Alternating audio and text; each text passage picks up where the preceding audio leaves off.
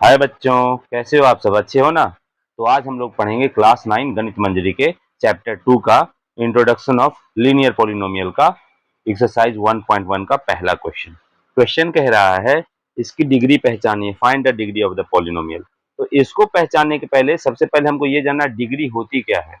तो डिग्री होती है highest power of variable in polynomial. किसी भी पॉलिनोमियल में हाईएस्ट पावर क्या है वेरिएबल का। जैसे यहाँ देखो तो यहाँ वेरिएबल एक्स है, इसका पावर 2 है, यहाँ वेरिएबल एक्स है, इसका पावर 1 है, यहाँ नहीं है यानी 3 एक्स पे पावर 0 है। तो हाईएस्ट पावर आपको क्या दिखा?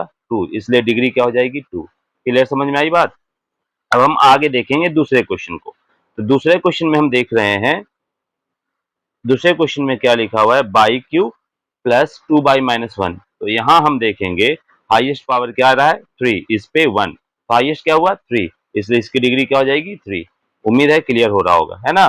चलिए आगे देखेंगे तीसरा क्वेश्चन। तीसरा क्वेश्चन केवल -9 है। तो अगर केवल -9 है तो क्या इसे हम 9 इंटू 1 के रूप में लिख सकते हैं? और 1 हम जानते हैं किसी भी संख्या के पावर 0 की वैल्यू 1 होती है। हमें तो वेरिएबल चाहिए, इसलिए हमने यहाँ वेरिएबल एक्स यूज किया।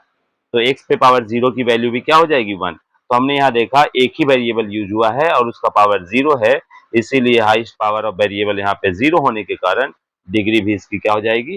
0 हो जाएगी। उम्मीद करते हैं ये भी समझ में आ गया होगा। और लास्ट क्वेश्चन है 4z क्या है? 4z-3। यहाँ पे z की पावर कुछ नहीं है तो क्या है? 1, इसलिए इसकी डिग्री क्या हो जाएगी? 1। तो उम्मीद करते हैं ये पूरा क्वेश्चन आपको समझ में आ गया होगा। अगले वीडियो में मिलेंगे हम आपको क्वेश्चन नंबर 2 के साथ। तब तक के लिए थैंक यू। लाइक और सब्सक्राइब करते रहिए।